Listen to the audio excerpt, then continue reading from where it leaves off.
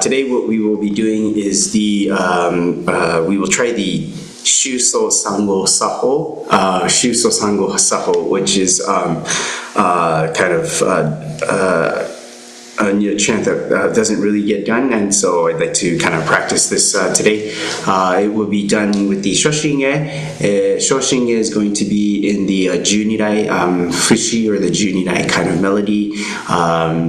So it's a bit of a melodic tune, and it'll go all the way to the end, even through the part of Zendo Dokumyo. So we will do that, and then there's the wasan will be in a kind of specific tune with its own kind of melody. So I'm not sure if there's one online in terms of where you could find the Shuso Sango Saho. Again, it's spelled S-H-U-S-O. Shuso Sango is S-A-N-G-O, Sango, and then Saho is S-A-H-H-O.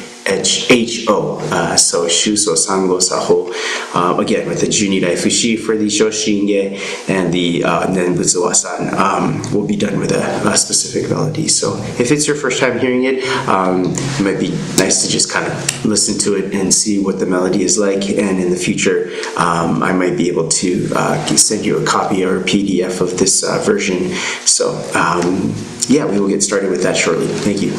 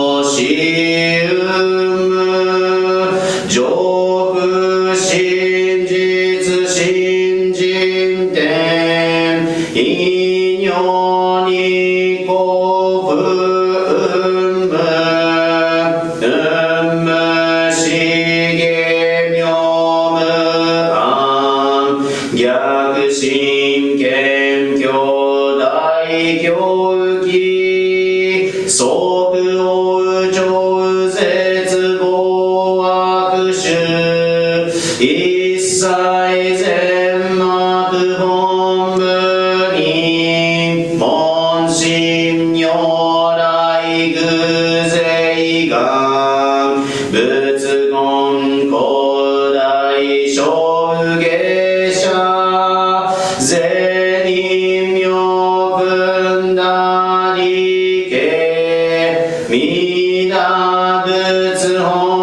願念仏邪見教満なく修上信行十字人に南中心南昔インド祭天子論言中華自治域思考層現代小公正書位明如来本税をき釈迦如来両が千一種五明南天寺龍十大寺主統制質の財派無権先絶大上部情報召喚議事小安南源氏南陽六六新行異行指導ら北年未打仏本願自念即自入筆上唯の上昇如来語法大悲偶税音天神菩薩増論説奇妙無下公如来永衆たら見真実光線の頂戴誓願法有本願力栄光移動群上昇一心金入功徳大法界筆逆入大永修習徳子蓮華造世界即昇進如精進有本の林源人図入生寺恩寺おげ本師道南両天使上皇南小菩薩来三蔵ルシ十条教凡上宣教気楽法天神菩薩論中下報道因果見誓願方言猫ゆたり少女子因由信心枠前本部信心法生じ生じ即涅槃一子無量光明道小修上海部家同社家小道南小唯妙浄土活入万全自力変音集円満特語感染症三部三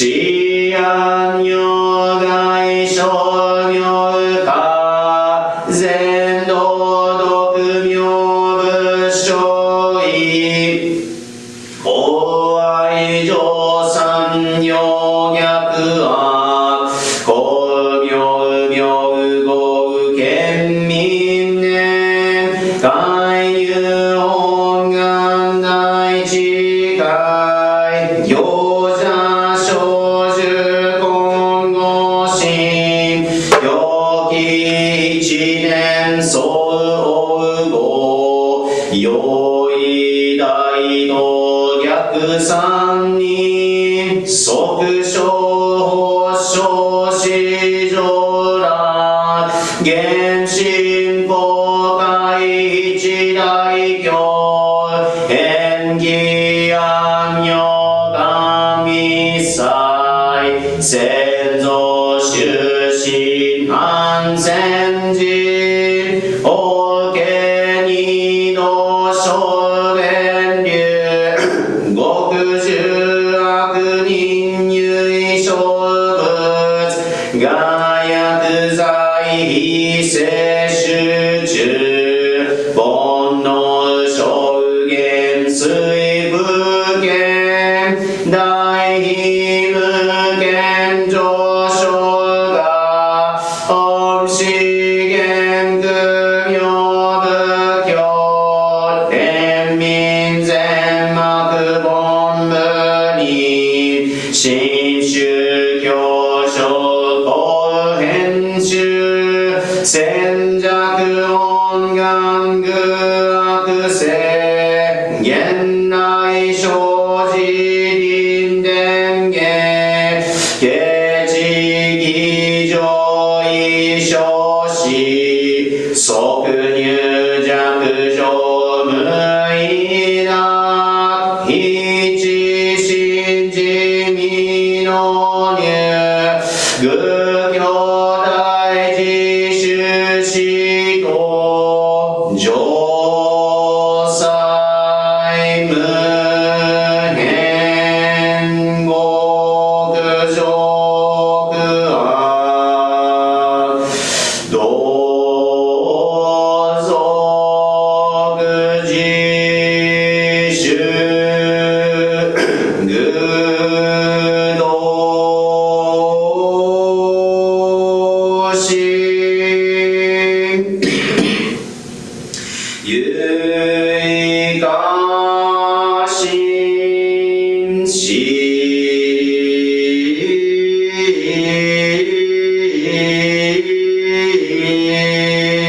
法創世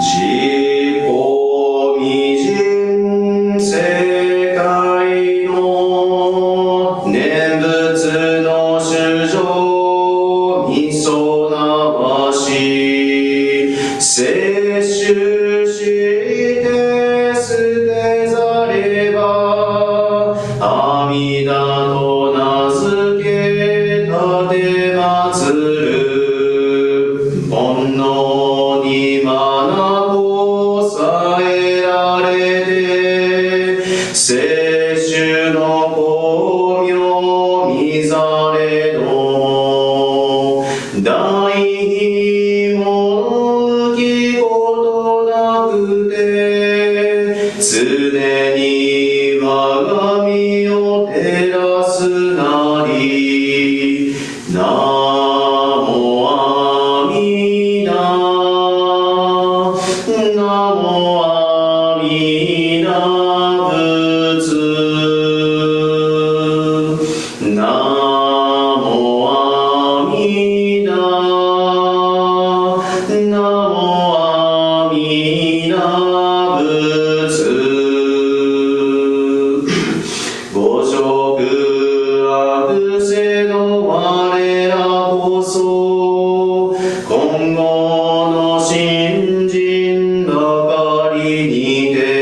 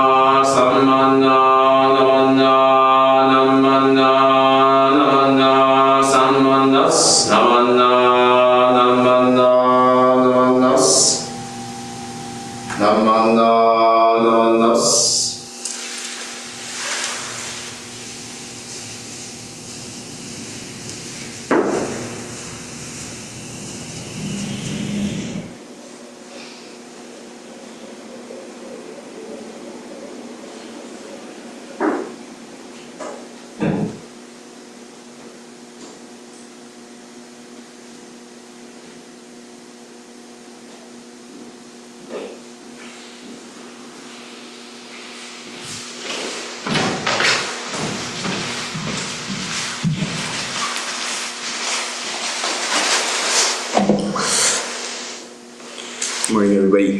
So the Shuso, Sango, Saho is the chant that we did today with the Shoshinge in the Junirai style or Junirai melody, with the wasan that follows thereafter in a kind of very different tune to what we are normally used to doing. And so I will also put this into the circulation, so we'll be doing this occasionally just to get us familiar with the chant of the Shuso, Sango, Saho, in addition to some of the other ones that we have been doing.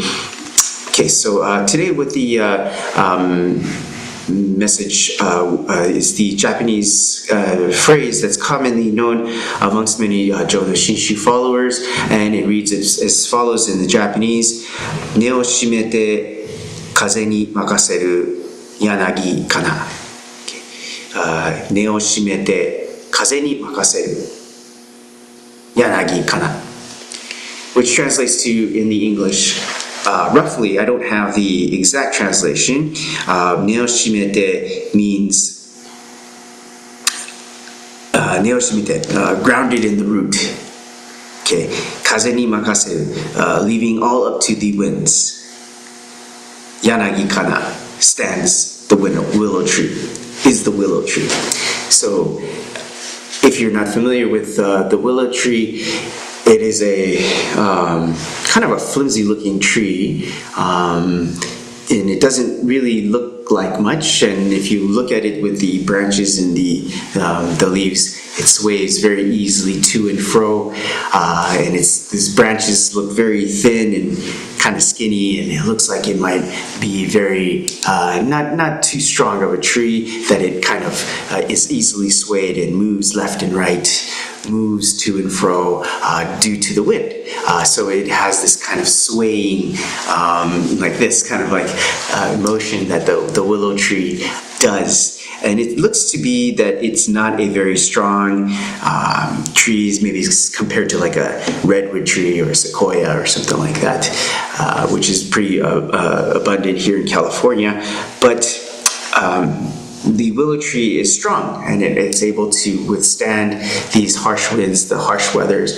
And the reason for that is because of the root of this tree. If you look down below, which you can't do to the naked eye, but if down below, there's the roots that hold this tree firmly into the ground and secures this tree to make sure that it is very strong. And then not only that, but the tree trunk itself with the branches is very, it's very flexible. It's very supple. It's very, not malleable, but flexible. Maybe supple is a good word too.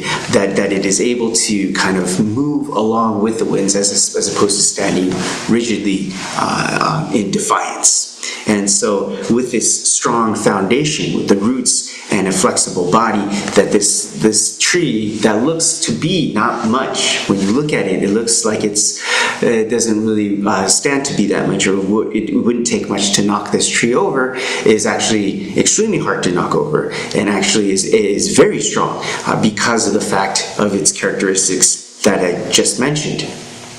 And so in the same way, as a Jodo Shinshu practitioner, one of the values that we hold core to us is that in our foundation, we have not our own selves that holds us together, right? Because we all know that our own selves that tries to hold it together, it seems as if the harder we hold on, the more that we try to grasp, the less sturdy, the less stable we are, and as a matter of fact is subject to cracks, is subject to breaking down. And so what we need to rely on is a foundation that is beyond us, a foundation that is outside of us. What is that foundation? Amida Buddha's wisdom and compassion, this calling of the Nembutsu. When we rely on this, our foundation becomes sturdy. It becomes the roots that ground us and secures us into the ground, right? And keeps us very strong. And what it also teaches us is that our hearts and minds becomes soft and gentle, become soft and supple and flexible, being able to go with the times, being able to flow with the change of times, and the ephemeral nature of the things, of the phenomenal world, of how things change. And so with that then, we are able to withstand the challenges come what may, or better kind of be able to deal with the challenges come what may. We might be thrown around left, right? We might be pushed from one side to the other side, right? And even if that might be the case, that we might be moving to and fro, from one position to another, from this to that we are still grounded in the earth because of the fact of we have the Buddha Dharma to secure us into the ground. And that is this poem, 根をしめて風にまかせる柳かな, which is something that we can kind of really take to heart, I think, and is one of our core values, that we listen to Amida Buddha's great wisdom and compassion continually. And that is what grounds us into grounds us and keeps us safe, keeps us sane, and keeps us able to take on the new challenges of the day. Okay, so thank you very much, and I will end, and I will close with the Gobun Show.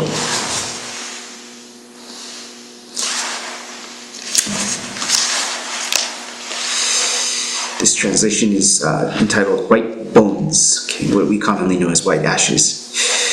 As we quietly reflect on the transitory nature of the floating world, what is most unreliable is our own dreamlike life, ever ephemeral from start to finish. Thus, one has never heard of a person who lived for 10,000 years. Our lives passed swiftly away. Who will now live for 100 years? Who will die first, me or you? Today or tomorrow, we never know. People destined to die sooner or later are more numerous than the dewdrops running down stems and hanging on leaves. Thus, though we may be rosy-cheeked in the morning, we could be white bones by evening. The wind of impermanence blows, and in an instant the eyes close and the breath ceases forever. When cheeks lose their radiance and the rosy face is drained of life, even if relatives and family gather together and grieve bitterly, it will be of no avail. As the body cannot just be left like that, it is taken out into the fields to be cremated, and at midnight turns to smoke. Nothing is left but white bones. There are no words to express how sad this is. Thus, as the impermanence of human beings entails an uncertain lifespan for young and old alike, we should all immediately awaken to the great matter of rebirth and pronounce the Nembutsu, entrusting ourselves absolutely to Amida Buddha, most humbly and respectfully.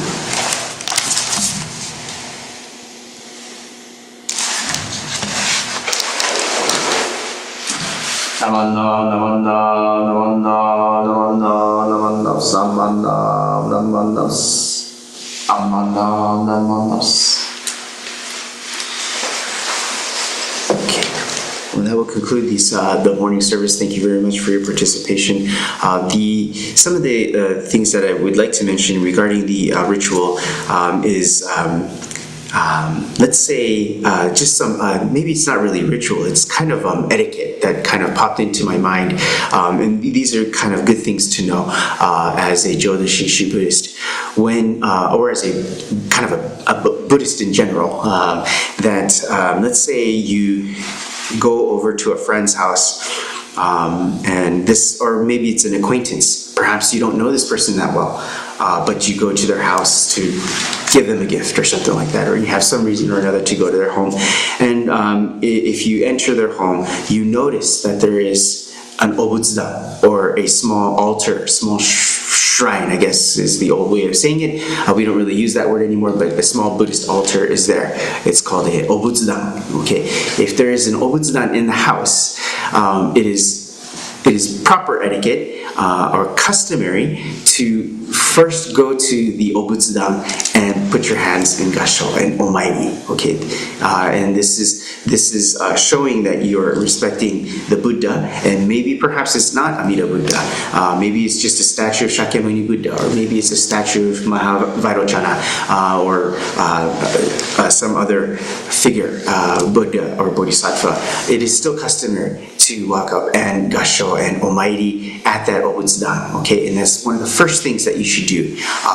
Or if you completely forget to do that, on your way out, when you leave, it is proper to go over to the obutsudan and gasho and omairi, and then make your way out of the house, if that's the case. So that's something that is a practice, or something that I haven't really seen in recent years. It is my hope that first of all, many homes don't have an obutsudan in their house anymore, which is a really sad state of affairs. But it's just the reality of the situation. I can't tell you how many colleagues of mine, myself involved, that the members whose children are no longer Buddhists or don't identify as Buddhists bring the obutsudan to donate to the temple, which is kind of one of the saddest things that I experienced in this occupation of mine, but it's the reality of the situation. Actually, as a matter of fact, it's probably better that they're donating it rather than to just throw it away in the trash bin, which I've also heard people have seen other people do. But be that as it may, this custom, this is kind of a dying custom, and it's something that I would like to try to keep alive, but it is very rare nowadays that people have an obutsudan in their home, particularly here in America. Japan is still they still have obutsudans in their homes, but here in America, it's becoming very, very few. But if you do see one, this would be a proper way to kind of conduct yourself with it in another person's home. So that's kind of one thing that I've noticed that popped into my head this morning. Another one is if you see someone chanting, and there's a